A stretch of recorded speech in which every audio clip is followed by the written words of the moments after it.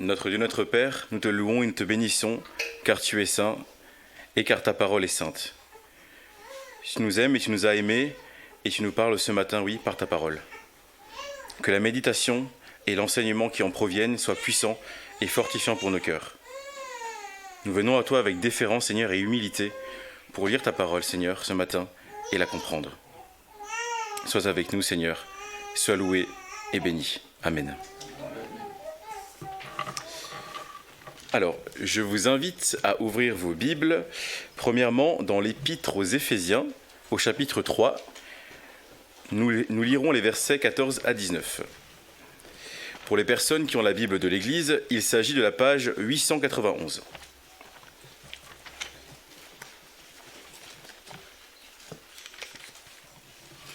Éphésiens 3, les versets 14 à 19. À cause de cela, je fléchis les genoux devant le Père, de qui toute famille dans les cieux et sur la terre tire son nom, afin qu'il vous donne, selon la richesse de sa gloire, d'être puissamment fortifié par son esprit dans l'homme intérieur, en sorte que Christ habite dans vos cœurs par la foi, étant enraciné et fondé dans l'amour, que vous puissiez comprendre avec tous les saints quelle est la largeur, la longueur, la profondeur et la hauteur, et connaître l'amour de Christ, qui surpasse toute connaissance, en sorte que vous soyez remplis jusqu'à toute la plénitude de Dieu. Lisons ensuite, toujours dans l'Épître aux Éphésiens, le chapitre 5, les versets 22 à 33. C'est à la page 893 pour les personnes qui ont la Bible de l'Église.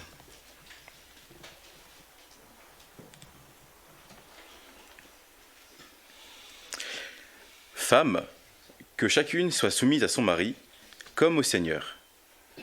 Car le mari est le chef de la femme, comme Christ est le chef de l'Église, qui est son corps, et dont il est le sauveur. Or, de même que l'Église est soumise à Christ, les femmes aussi doivent l'être à leur mari en toutes choses. Mari, que chacun aime sa femme, comme Christ a aimé l'Église, et s'est livré lui-même pour elle, afin de la sanctifier en la purifiant et en la lavant par l'eau de la parole, pour faire paraître devant lui cette Église glorieuse, sans tache, ni ride, ni rien de semblable, mais sainte et irréprochable. C'est ainsi que le mari doit aimer sa femme comme son propre corps. Celui qui aime sa femme s'aime lui-même, car jamais personne n'a haï sa propre chair, mais il la nourrit et en prend soin, comme Christ le fait pour l'Église, parce que nous sommes membres de son corps. C'est pourquoi l'homme quittera son père et sa mère, s'attachera à sa femme, et les deux deviendront une seule chair. Ce mystère est grand. Je dis cela par rapport à Christ et à l'Église. Du reste, que chacun de vous aime sa femme comme lui-même, et que la femme respecte son mari. Nous lirons ensuite, dans l'Évangile de Matthieu, le chapitre 19, les versets 1 à 12. Pour les personnes qui ont la Bible de l'Église, il s'agit de la page 749.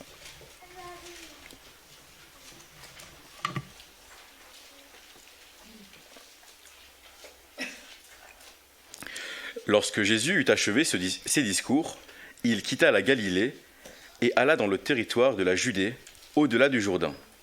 Une grande foule le suivit, et là, il guérit les malades. Les pharisiens l'abordèrent et dirent pour l'éprouver : « Est-il permis à un homme de répudier sa femme pour un motif quelconque ?» Il répondit : « N'avez-vous pas lu que le Créateur, au commencement, fit l'homme et la femme, et qu'il dit : c'est pourquoi l'homme quittera son père et sa mère, et s'attachera à sa femme, et les deux deviendront une seule chair. Ainsi ils ne sont plus deux, mais ils sont une seule chair. Que l'homme donc ne sépare pas ce que Dieu a joint. Pourquoi donc, lui dirent-ils, Moïse a-t-il prescrit de donner à la femme une lettre de divorce et de la répudier ? Il leur répondit : c'est à cause de la dureté de votre cœur que Moïse vous a permis de répudier vos femmes. Au commencement, il n'en était pas ainsi. Mais je vous dis que celui qui répudie sa femme, sauf pour infidélité, et qui en épouse une autre, commet un adultère. Ses disciples lui dirent : si telle est la condition de l'homme à l'égard de la femme, il n'est pas avantageux de se marier. Il leur répondit : tous ne comprennent pas cette parole, mais seulement ceux à qui cela est donné. Car il y a des eunuques qui le sont dès le ventre de leur mère, il y en a qui le sont devenus par les hommes, et il y en a qui se sont rendus eux-mêmes eunuques à cause du royaume des cieux. Que celui qui peut comprendre, comprenne. Nous nous rendons ensuite dans l'épître de Tite, le chapitre 1, et nous lirons les versets 10 et 11. Épître à Tite, chapitre 1, versets 10 et 11. Pour les personnes qui ont la Bible de l'Église, les 3 prochaines lectures seront à la page 910.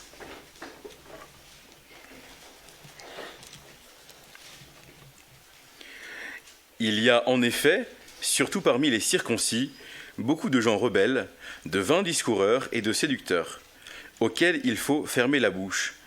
Ils bouleversent des familles entières, enseignant pour un gain honteux ce qu'on ne doit pas enseigner. Lisons ensuite le chapitre 2, le verset 15. « Dis ces choses, exhorte et reprends avec une pleine autorité, que personne ne te méprise. » Et enfin, le chapitre 3, le verset 7. 1 à 7, pardon. Chapitre 3, versets 1 à 7. « Rappelle-leur d'être soumis aux magistrats et aux autorités, d'obéir, d'être prêts à toute bonne œuvre, de ne médire de personne, d'être pacifique, modéré, plein de douceur envers tous les hommes.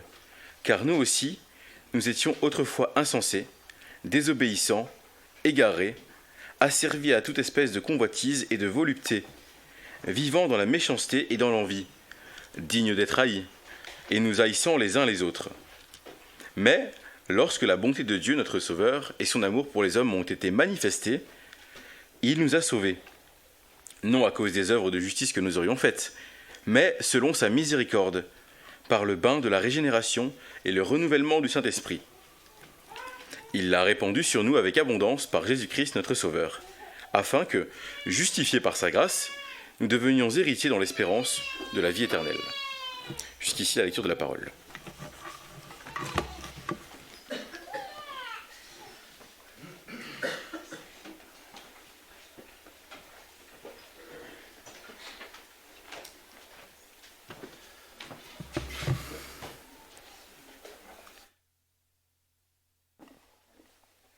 Bonjour à chacun.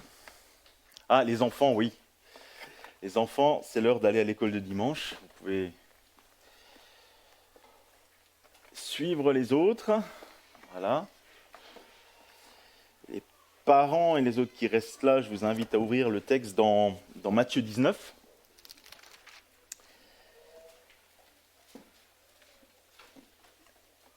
Et je vais commencer par vous raconter une petite histoire. Ça fait des années que cette histoire, en fait, a été tournée comme une petite vidéo sur Internet. C'est l'histoire du goudomètre, ou plutôt la machine à mesurer les bonnes œuvres. Alors, je vous dépeins rapidement, c'est tout simple, hein, c'est un groupe de personnes qui est dans une file d'attente, comme à l'aéroport, et qui s'avance vers 2 hommes en blanc, ce sont des anges, qui se trouvent devant une machine pour mesurer les bonnes œuvres. Et donc, les anges, on les appelle les uns après les autres. Et puis voilà, le premier, allez, prochain, le monsieur vient, il lui demande « dossier, s'il vous plaît ». La personne vient, lui donne son dossier. Et l'ange ouvre le dossier, regarde, ah, vous avez menti, vous n'avez pas été droit, bon, vous avez été gentil par moment.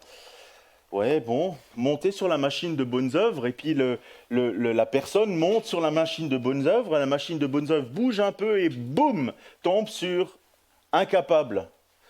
Pas capable, très mauvais. Et un après l'autre, comme ça, tombe sur très mauvais. Ils sont tous invités à partir sur la gauche des anges. Puis vient un homme avec un énorme dossier.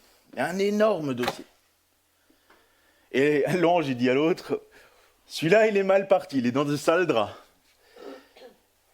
Allez, dossier, s'il vous plaît. Il prend le dossier, il commence à feuilleter le dossier. C'est assez gros, un dossier qui fait 3 fois la taille des autres.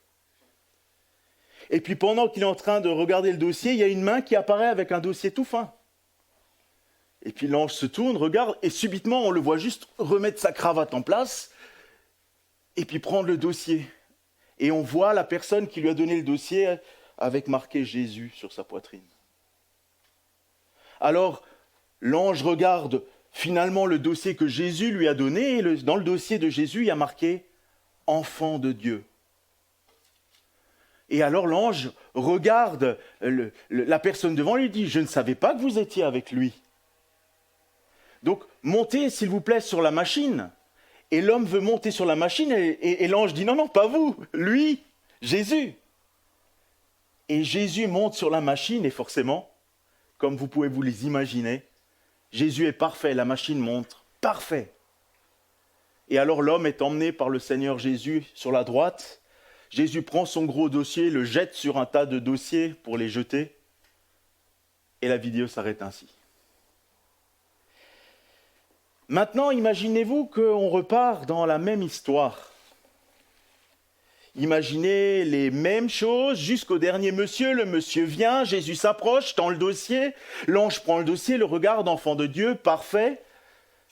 Il lui demande de monter, non pas vous, lui. Et Jésus se dit, oh finalement, c'est plus un enfant de Dieu. Il compte plus celui-là, redonnez-moi mon dossier, je repars. Qu'est-ce que vous penseriez de cela ? Ça ne correspond plus aux promesses bibliques qui assurent les enfants de Dieu d'être sous la protection de Dieu, sauvés par grâce totalement, avec cet échange de Christ qui paye à votre place. Et donc, c'est la justice de Christ qui est mesurée. Mais au dernier moment, Christ changerait d'avis. Ou imaginez une autre scène, le Seigneur Jésus dans le jardin de Gethsémane. Et vous connaissez un peu le Seigneur Jésus dans le jardin de Gethsémane, prie devant Dieu et lui dit « Père, non pas ce que je veux, mais ce que tu veux. » Et finalement, il dirait « Oh, finalement non, je n'irai pas à la croix. Je ne veux pas tenir ces engagements et je ne veux pas payer à la place de ceux que tu as prédestinés à être sauvés. » Là encore, toutes ces promesses bibliques s'écrouleraient comme un château de cartes. On n'aurait plus confiance. Les promesses sont bafouées. Quelles en seraient les implications ? Réfléchissez. Elles seraient énormes. Énormes pour nous, nous n'aurions plus de raison d'être là, parce que nous ne serions pas sauvés. Mais heureusement pour nous, ce n'est qu'une fiction. Parce que ce n'est pas possible que Dieu change d'avis au sujet du salut. Ce n'est pas possible. Jacques 1,17 nous dit « Toute grâce excellente et tout don parfait descend d'en haut, du Père des Lumières, chez lequel il n'y a ni changement, ni ombre de variation. Ce qu'il a décrété, il l'accomplira. Il accomplira son décret. Ceux qu'il a prédestinés seront sauvés. Seulement, ce qui est vrai pour Dieu n'est pas vrai pour les hommes. Pour les humains comme vous et moi. Voilà pourquoi ce matin, nous allons rajouter un message sur la série du mariage, qui aura pour titre « Le mariage, une institution piétinée ». Rappelons que le mariage est une institution divine. Dieu est à l'origine du mariage. C'est lui qui l'a voulu. C'est lui qui l'a institué. C'est lui qui a uni le premier homme avec la première femme. Et pour ceux qui se souviennent de cette institution du mariage, dans le début de la Bible, dans Genèse 2, en fait, nous avons lu 2 fois un verset qui se trouve dans Genèse 2 ce matin, et dans Matthieu 19, et dans Éphésiens 5. Ce verset nous dit « C'est pourquoi l'homme quittera son père et sa mère et s'attachera à sa femme, et les deux deviendront une seule chair. » Mais voilà que Jésus est en train de se déplacer. Et les pharisiens veulent trouver un moyen de l'accuser. Ils n'ont pas changé. ils ont toujours le même objectif, faire tomber Jésus, se débarrasser de lui. Alors nous allons considérer cette question du divorce, cette institution piétinée par le divorce, à la lumière de ce texte de Matthieu 19. Et nous allons la considérer en 3 points. Premièrement, les humains avec leurs excuses, les humains leur excuse. Ensuite, deuxièmement, Jésus, ses réponses. Et enfin, Jésus, son œuvre. Les humains, leurs excuses. Jésus, ses réponses. Jésus, son œuvre. Alors les humains, leurs excuses. Cela semble vraiment incroyable. Regardez à nos pharisiens. Ils viennent auprès de Jésus avec une question qui est vraiment bizarre. Ils proposent, ils demandent un motif pour se séparer d'une femme. Un motif de divorce, une raison. Est-ce qu'il y a une raison pour se séparer? Quand on réfléchit à la manière de vivre de nos contemporains, on ne se pose plus ces questions aujourd'hui. Les gens vivent comme ils veulent. Mais là, il est question du peuple de Dieu. Les Juifs. Christ n'est pas encore mort à la croix. Il n'y a pas encore... L'Église est en train de se former petit à petit.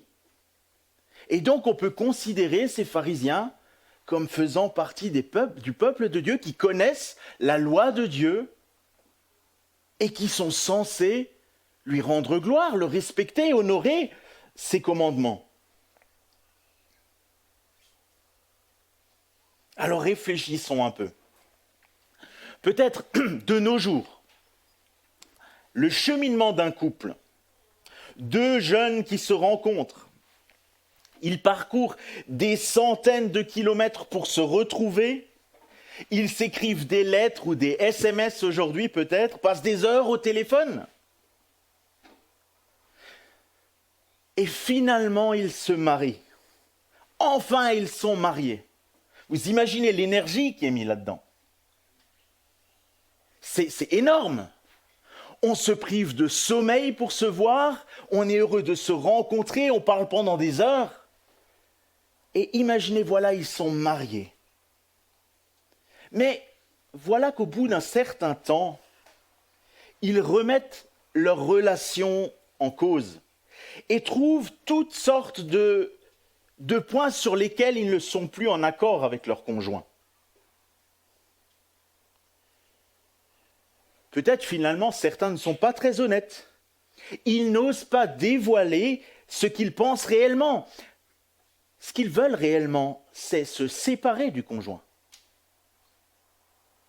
Et donc ils fuient les discussions, les encouragements, les exhortations, si c'est des chrétiens.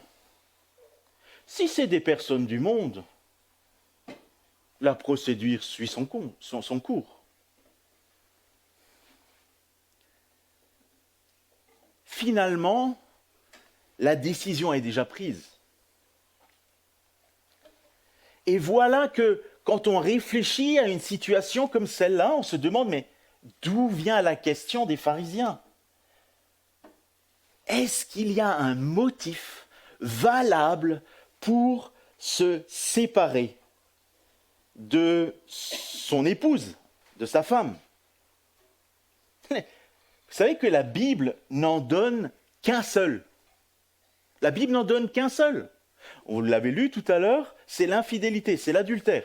C'est le seul que la Bible donne. Mais la Bible, c'est intéressant parce qu'elle ne dit pas de se séparer. Elle dit que c'est un motif. Le seul. Mais elle ne dit pas de se séparer. Mais les commentateurs bibliques qui ont glané beaucoup d'informations sur la vie des pharisiens, sur leurs lois, sur leurs habitudes, eux, ils ont rassemblé des motifs que les pharisiens ont donnés pour se séparer de leurs femmes. Un que vous avez déjà entendu plusieurs fois, c'est le fait que la nourriture est brûlée.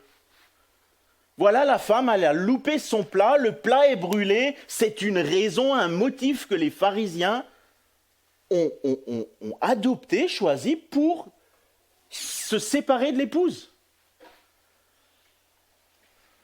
Heureusement pour nous que ce n'est pas le cas, parce que c'est arrivé plus d'une fois que la nourriture était brûlée. Mais vous voyez le ridicule de la question, du point, de la raison ridicule.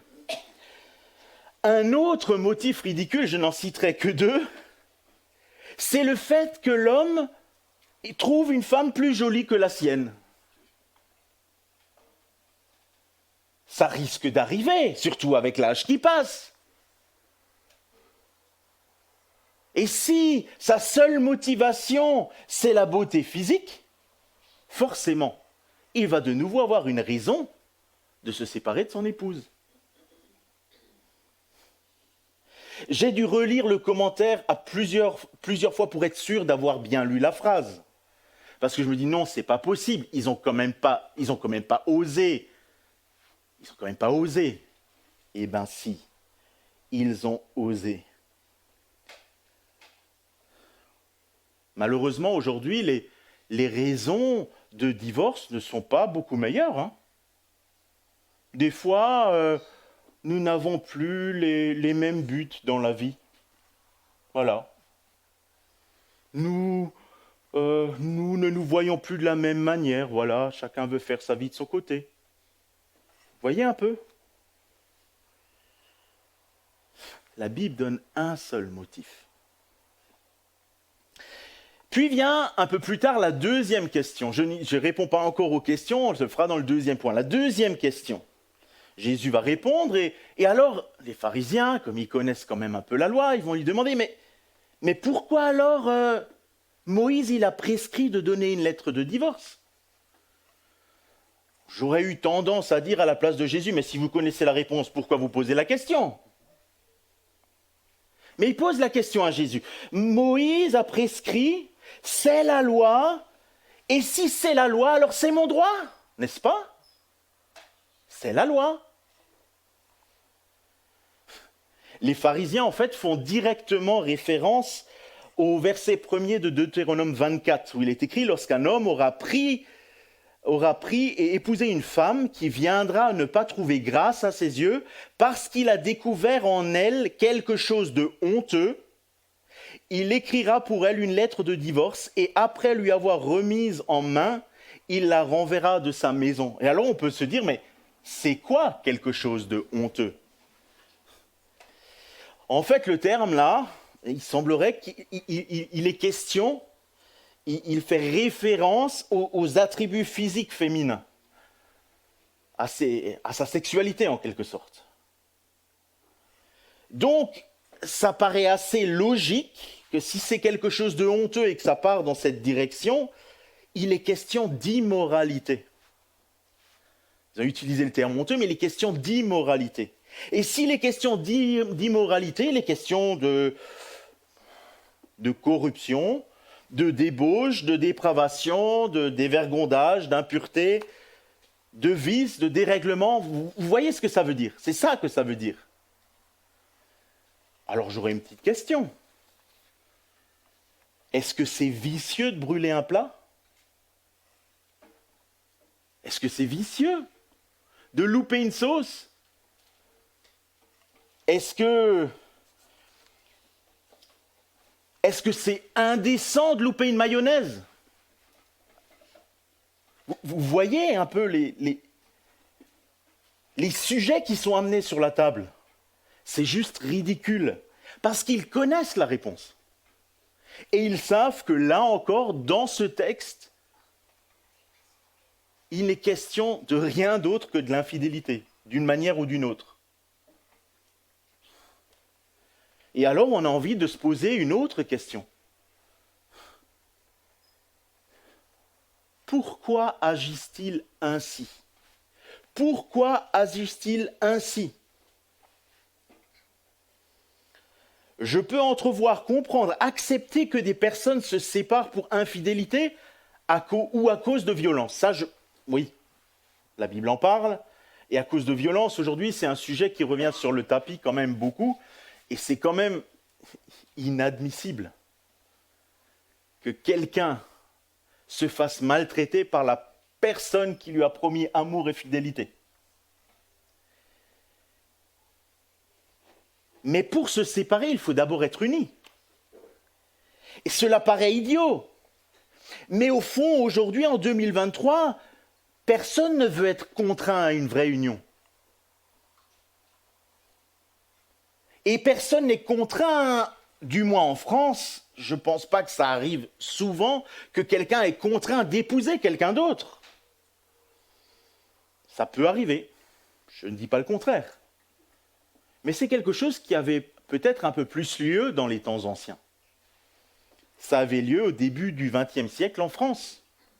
J'en avais parlé lors d'un autre message, où les parents de deux jeunes les ont mariés pour que les biens restent dans la famille. Il y en avait un qui avait un bâtiment, l'autre il avait des terres. Alors, s'ils marient leurs enfants, il y a un bâtiment et des terres, et voilà, ils peuvent avoir un fermage. C'est des choses qui arrivent. Mais pour des jeunes couples qui se forment, il me semble que c'est quelque chose, cette contrainte, ou alors le fait de se sentir piégé dans un mariage, ça ne devrait pas arriver, surtout pas dans l'Église.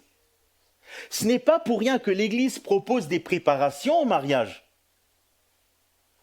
pour réfléchir à ces sujets qui pourraient un jour poser problème. Et si on n'y réfléchit pas avant, on se prépare une petite bombe à retardement tôt ou tard. Tôt ou tard.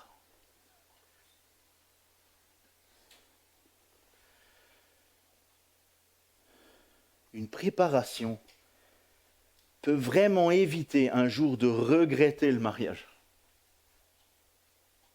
ou de chercher à y mettre fin pour de mauvaises excuses. Mais maintenant, voyons les réponses de Jésus à ces deux questions. C'est notre deuxième point.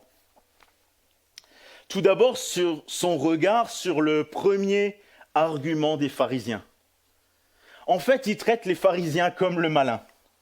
Il leur répond avec la parole de Dieu. Et il leur dit, versets 4 et 5, « N'avez-vous pas lu que le Créateur, au commencement, fit l'homme et la femme et qu'il dit, c'est pourquoi l'homme quittera son père et sa mère et s'attachera à sa femme et les deux deviendront une seule chair. Chers pharisiens, vous connaissez la loi. Avez-vous oublié l'institution du mariage ? Ça fait partie de votre livre saint, de notre livre saint. C'est écrit dedans. Dieu a institué le mariage, il en a établi des règles. L'homme quittera, s'attachera et ils deviendront.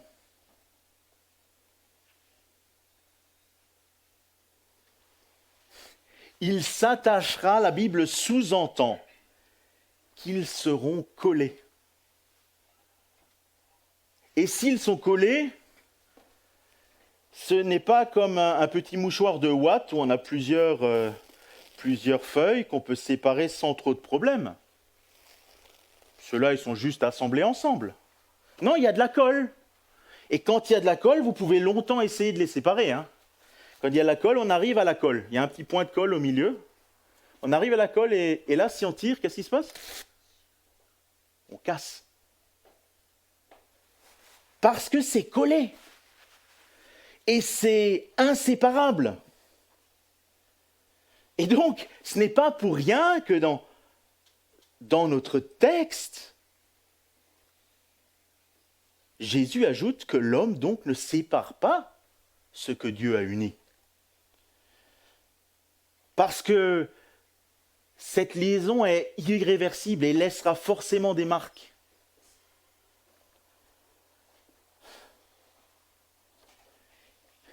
Normalement, ils sont devenus un, forment un couple qui, à son tour, permet de fonder une famille, d'accueillir des enfants. Ils sont donc liés profondément l'un à l'autre. D'abord intellectuellement, volontairement, de manière réfléchie. On ne fait pas ça à la légère, non? Ensuite, affectivement, avec des sentiments d'amour.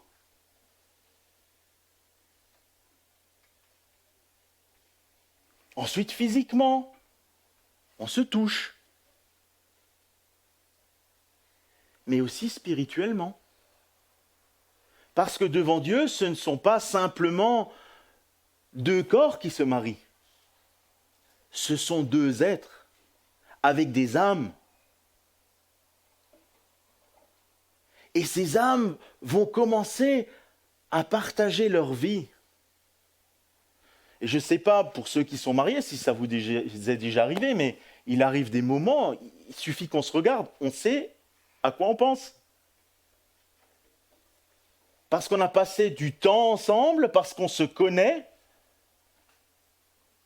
Et ça fait partie de la beauté de la vie ensemble.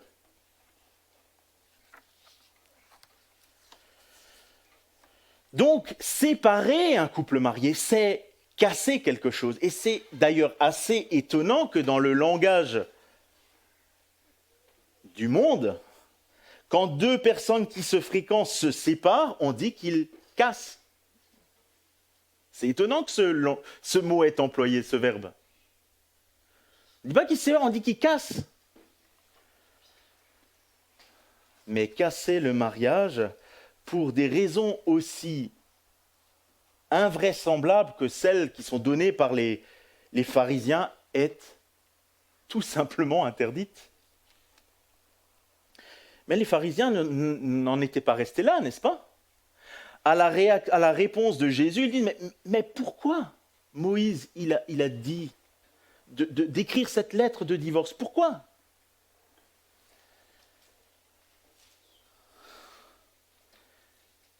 Et qu'est-ce qu'il fait le Seigneur Jésus à ce moment-là? À ce moment-là, il les regarde. Ce n'est pas écrit qu'il les regarde. Mais il doit les regarder droit dans les yeux et leur dire, c'est à cause de la dureté de votre cœur. À cause de votre cœur. Vous avez des cœurs de pierre en quelque sorte. C'est à cause de la dureté de votre cœur que Moïse vous a permis de répudier vos femmes. Au commencement, il n'en était pas ainsi. Ce n'était pas prévu. C'était prévu pour durer toute la vie.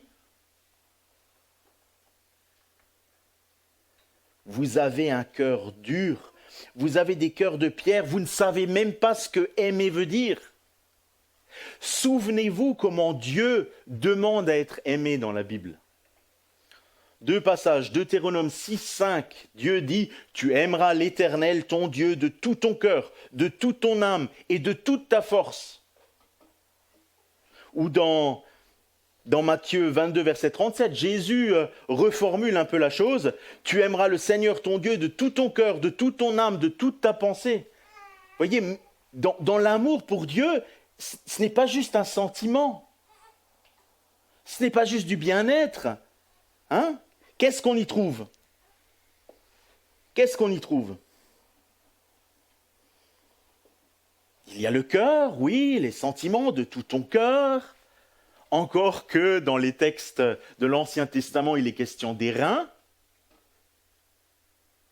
Parce que les reins sont le centre des sentiments. Et dans l'Ancien Testament, le cœur, c'est plutôt la tête. Et donc, nous ne comprenons pas, si nous ne savons pas ça, nous ne comprenons déjà pas le premier point du texte. Quand Dieu dit de tout ton cœur, ça veut déjà dire de toute ta pensée, de ton intellect, de ton cerveau. Ensuite, il est question de toute ton âme, cette chose qui fait de toi une personne spéciale, une personne à part. Tu n'es pas simplement une machine à manger des steaks et de la salade.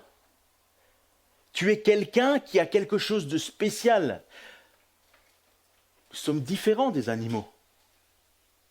Nous avons une âme de tout ton cœur, de toute ton âme. Et dans le texte de l'Ancien Testament, il est question de toute ta force. Là, il n'y a pas d'autre façon de le comprendre. Ça veut dire qu'il faut s'atteler à la tâche, physiquement.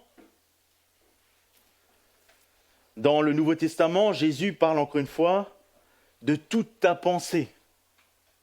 Mais vous voyez qu'il ne s'agit pas d'aimer légèrement. Tout l'être est mis en action pour aimer. Eh bien, figurez-vous que c'est la manière dont Dieu voit l'amour. Dieu ne voit pas l'amour une fois comme cela et une fois comme cela. C'est l'amour que nous devons mettre en œuvre pour lui, pour le servir, l'honorer, lui plaire, mais c'est l'amour que nous devons mettre aussi en œuvre pour notre conjoint. L'amour aussi pour notre prochain, bien sûr pas dans les mêmes mesures, mais quand même. Si j'aime juste un peu mon prochain comme ça en passant, au moindre problème, je ne l'aimerai plus. Mais si je m'investis et que je dois aimer, parce que le Seigneur ordonne de nous aimer les uns les autres, ça change quand même la donne. C'est quelque chose pour lequel il faut faire un effort. Un effort. Vous comprenez donc pourquoi le Seigneur dit aux pharisiens, c'est à cause de la dureté de votre cœur. Vous ne savez pas aimer. Et il ajoutera, au commencement, il n'en était pas ainsi. Et vous savez pourquoi au commencement, il n'en était pas ainsi? Parce que l'institution du mariage est dans Genèse 2. Et dans Genèse 2, on est encore dans la création parfaite de Dieu. Puis vient Genèse 3. Et dans Genèse 3, c'est l'entrée du péché dans le monde. Ce péché qui est venu tout gâcher, entamer, détruire, piétiner. Vous vous souvenez, si vous étiez là pour un autre message, quand il était question du péché, le deuxième de la série, on se souvient de comment Adam avait regardé Ève dans le chapitre 2. Et comment dans le chapitre 2, il dit à l'Éternel, c'est la femme que tu as mis à côté de moi. Il est passé où l'amour qu'il y avait avant? Eh bien, le péché est passé par là. Le cœur d'Adam s'est endurci. Il est devenu pécheur. Il n'était plus dans la perfection de la création. Et voilà le problème. Voilà le problème. On ne sait plus aimer comme le Seigneur l'avait prévu. Et si on aime un peu comme il l'avait prévu, alors il faut vraiment se battre et s'accrocher à cette manière d'aimer notre prochain, notre épouse, notre mari, ou alors le Seigneur l'Éternel.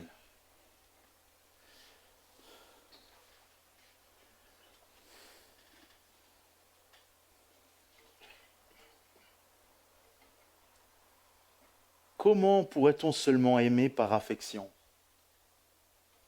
C'est ce que nos contemporains vivent. Nous sommes tombés amoureux. Ça nous est tombé dessus. On ne pouvait rien faire.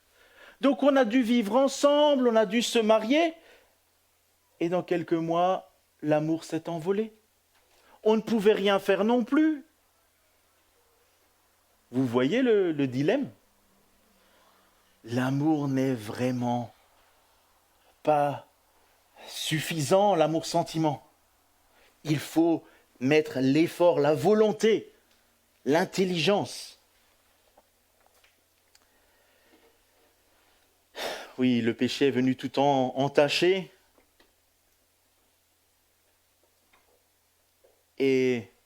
c'est à cause de cela que dans la loi mosaïque, nous retrouvons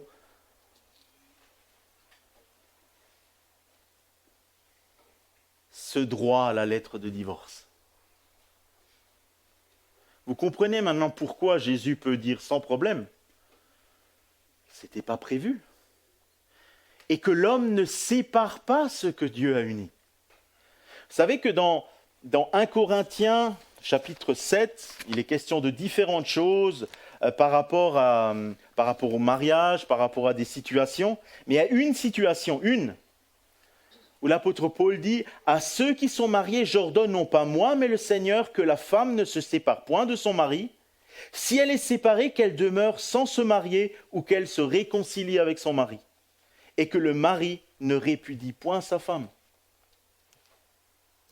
Il y a toujours une volonté de réconciliation. Toujours une volonté de réconciliation.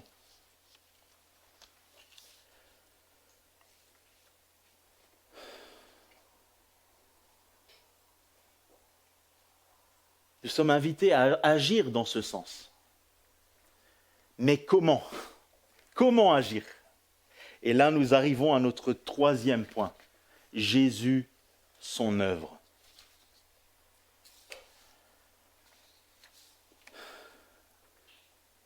En commençant ce point, je souhaite juste attirer votre attention sur le texte que nous avons lu dans Tite, où il est question, Paul à Tite parle de la situation de la Crète.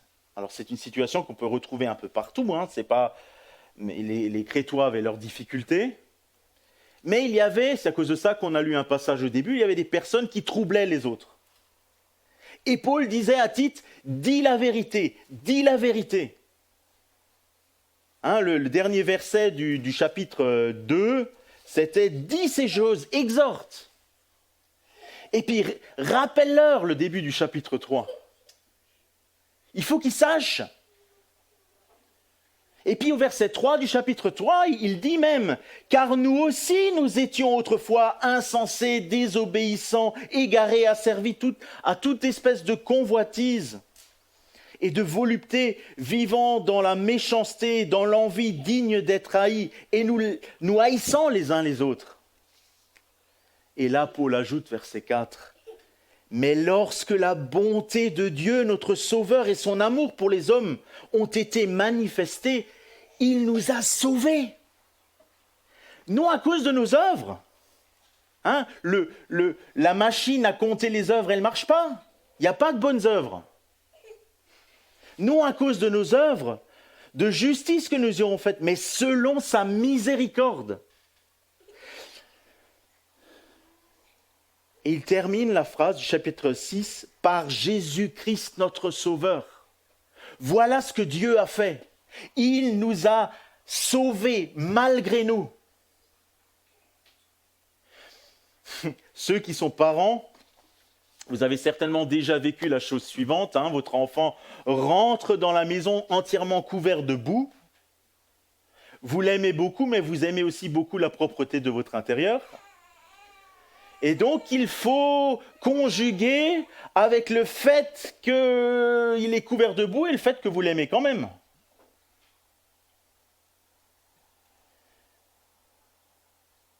Eh bien, imaginez que cette boue, ce n'est pas seulement de la boue, mais c'est toute la saleté et l'horreur du monde.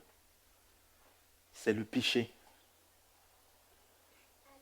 Et Dieu nous a tant aimés qu'il a fait acception de cela. Et qu'il en a réglé définitivement le problème en envoyant Jésus-Christ à la croix. Voilà, il nous a sauvés selon sa miséricorde par Jésus-Christ notre Sauveur. Voilà ce qu'il a fait.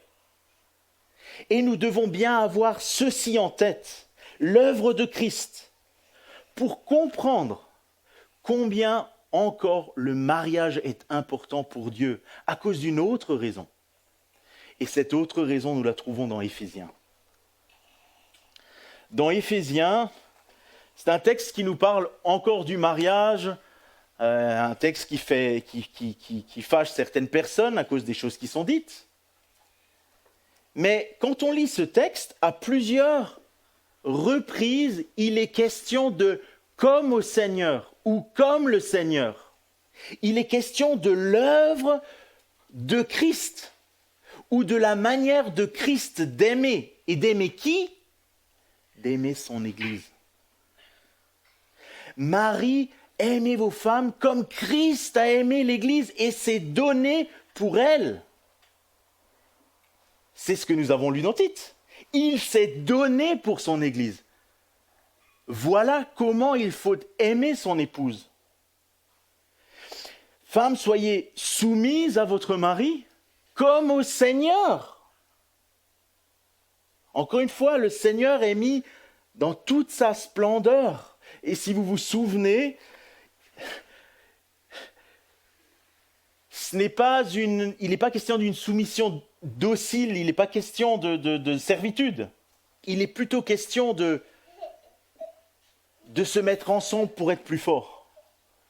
Se mettre ensemble pour être plus fort. Comme nous nous accrochons au Seigneur pour être plus forts par les forces du Seigneur.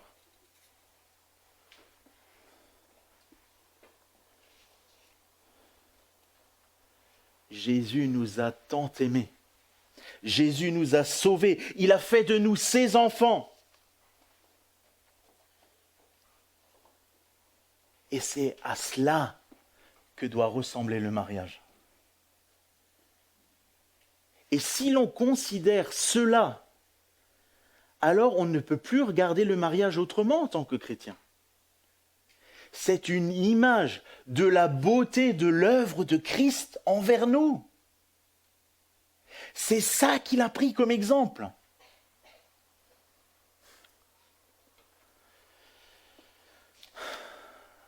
Est-ce que vous avez déjà loué une voiture? Vous allez chez le loueur de voitures, il vous montre le catalogue avec des jolies berlines. Voilà, une belle, c'est quoi maintenant, 308? Magnifique 308. Bon, voilà les clés, vous pouvez les prendre, elle est dehors. Et vous sortez, la voiture est totalement cabossée. Qu'est-ce que vous dites? Mais c'est quoi ce loueur, quoi? Il me propose des magnifiques voitures, il me fait payer le prix normal, et voilà ce que je reçois.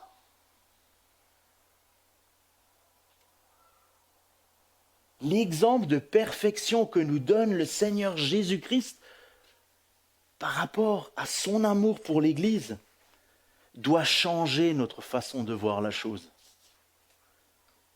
Parce que Christ, comme je l'ai raconté dans l'histoire au début, n'arrivera pas au ciel en disant « finalement j'ai changé d'avis ». Finalement je ne l'aime plus. Je vais trouver, tiens, il a fait brûler un plat. Tiens,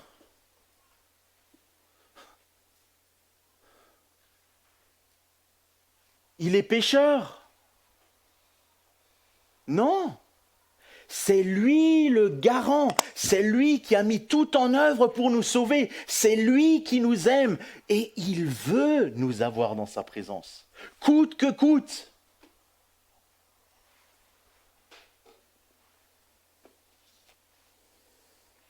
Il n'y a pas de changement chez lui. Il n'y a pas de changement chez lui. Il nous aime par-dessus tout. Et il nous a tout pardonné. Tout. Cela nous fait penser à différents textes que nous avons étudiés en série à l'Église.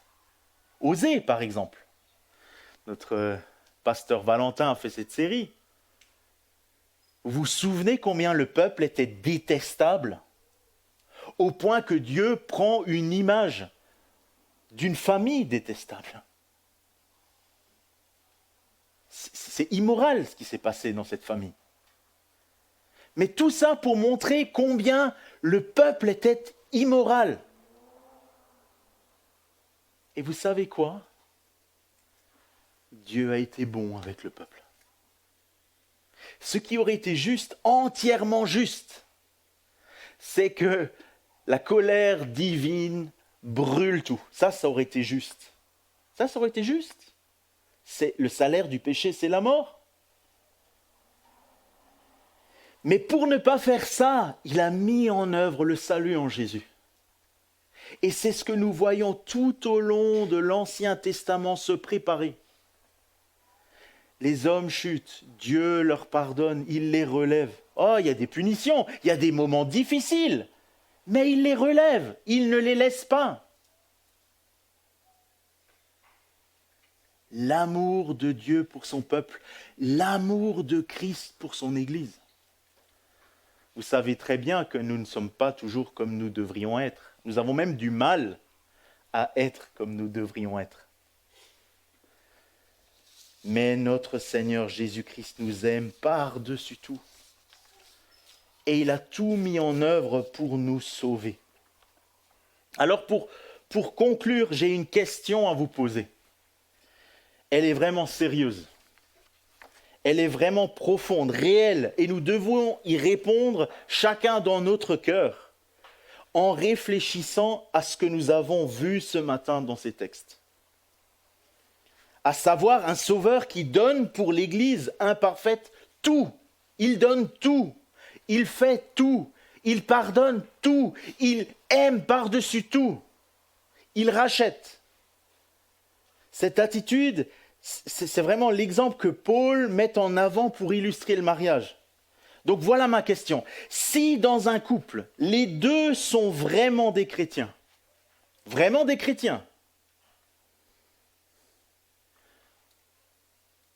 le divorce est-il envisageable ?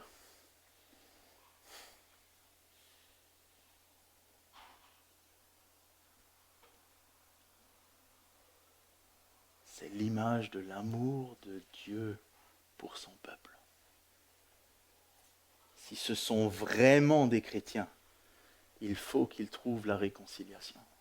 Il faut qu'ils trouvent la réconciliation. Et si la réconciliation ne se trouve pas, aussi dur que ça paraisse, c'est que l'un des deux n'est pas chrétien. Au moins l'un des deux n'est pas chrétien. Ça ne veut pas dire que tout se fait rapidement, sans souffrance, sans difficulté. Parce que nous sommes humains, nous avons nos péchés. Mais nous sommes appelés à pardonner. Nous sommes appelés à construire avec Christ. Nous sommes appelés à demander pardon. Nous sommes appelés à aller de l'avant. Nous sommes appelés à briller de l'amour de Christ.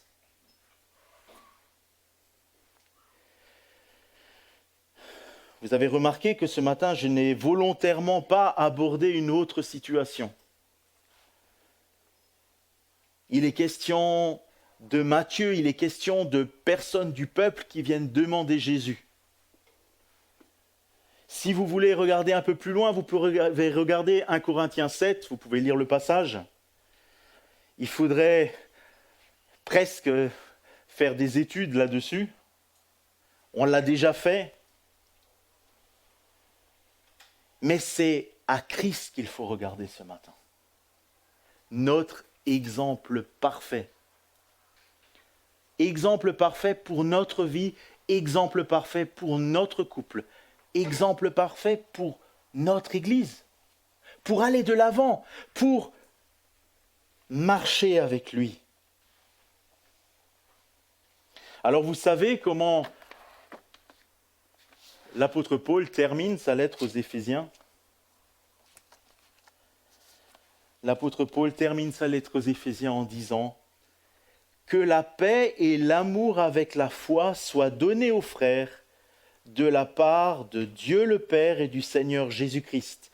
Que la grâce soit avec tous ceux qui aiment notre Seigneur Jésus-Christ d'un amour inaltérable. » Et si nous sommes chrétiens, si nous aimons Jésus-Christ, si nous aimons notre Dieu, nous devons lui ressembler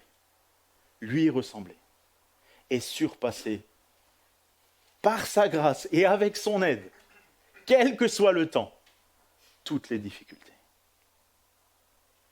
Que le Seigneur nous vienne en aide et qu'il nous protège, qu'il nous prévienne de ce genre de situation. Mais nous sommes des pécheurs mariés ensemble, il ne faut pas se voiler la face. Les plus aînés le savent mieux que les plus jeunes. Malheureusement, nous passons tous par des moments d'orage dans nos vies. Et vous savez quoi? Si on aime assez le Seigneur et qu'on aime assez notre conjoint, après l'orage, le ciel est merveilleux. Que le Seigneur nous bénisse et nous encourage. Amen.